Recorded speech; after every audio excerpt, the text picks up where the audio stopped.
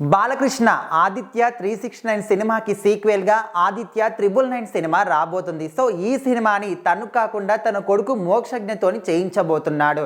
So దీని మీద మాత్రం బాలకృష్ణ ఒక క్లారిటీ ఇచ్చేశాడు. సో మరి అన్స్టాబుల్ విత్ ఎన్బీకే టాక్ షోలో ఆయన ఈ విధంగా ఒక స్పెషల్ గెటప్ లో కనిపించాడు. అది కూడా ఆదిత్య 999 కి సంబంధించి ఈ గెటప్ లో కనిపించి ఆయన అందరినీ కూడా అలరించాడు. అయితే ఆ రోజుల్లోని గుర్తు చేసుకుంటూ 1991లో ఆదిత్య 369 సినిమా మన ముందుకైతే వచ్చింది. సో అప్పట్లో ఈ సినిమా ఎంతటి సంచలనాలు సృష్టించింది, ఎంతటి తారాగణాన్ని సొంతం చేసుకుంది, ఎంతమంది అభిమానుల గుండెల్ని దోచుకున్నారు బాలకృష్ణ అందరికీ కూడా తెలుసు. ఇప్పటికీ కూడా ఆదిత్య 369 అంటే బాలకృష్ణ అప్పట్లో చేసిన యాక్టింగ్, ఆ సినిమా అంతా కూడా మన కళ్ళ ముందు మెదులుతుంది. అయితే అప్పటి ఆ రోజుల్లోనే సైంటిఫిక్ గా ఆ సినిమాని అంత సూపర్ డూపర్ హిట్ చేశారు. సో మరి ఇప్పుడు ఎన్నో టెక్నీషియన్స్ అదేవిధంగా ఎన్నో కూడా అందుబాటులోకి వచ్చినప్పటికీ ఇప్పుడు ఆదిత్య 999 సినిమా ఏ విధంగా ఉండబోతుంది, దీని మీద ఆల్రెడీ బాలకృష్ణ క్లారిటీ ఇచ్చేశాడు. అదేవిధంగా డైరెక్టర్ ఎవరు ప్రశాంత్ వర్మని ముందుగా అనుకున్నారంటే, కాకపోతే తను కాకుండా ఇంకా వేరే వాళ్ళని కూడా సెలెక్ట్ చేసుకుంటున్నట్టు, అదేవిధంగా ఇంకొకసారి బాలకృష్ణ కూడా ఈ సినిమాకి డైరెక్షన్ చేస్తున్నారని కూడా కొంతమంది అన్నారు. ఏదేమైనప్పటికీ తర్వాత అయితే మార్చుకున్నారంట.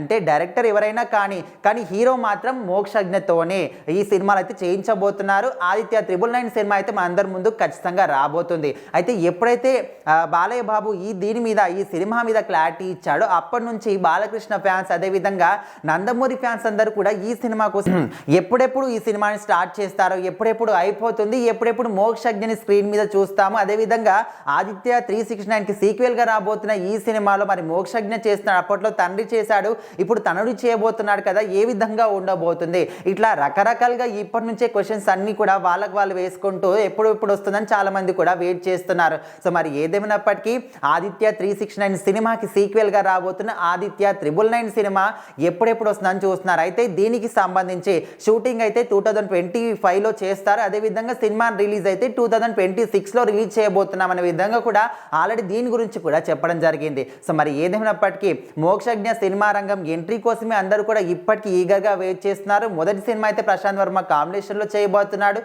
మొదటి సినిమా ఇంకా స్టార్ట్ కాకముందే కూడా రెండో సినిమా గురించి కూడా రీసెంట్గానే అప్డేట్ ఇచ్చారు. సో మరి ఇది మూడో సినిమా అనుకోవచ్చు.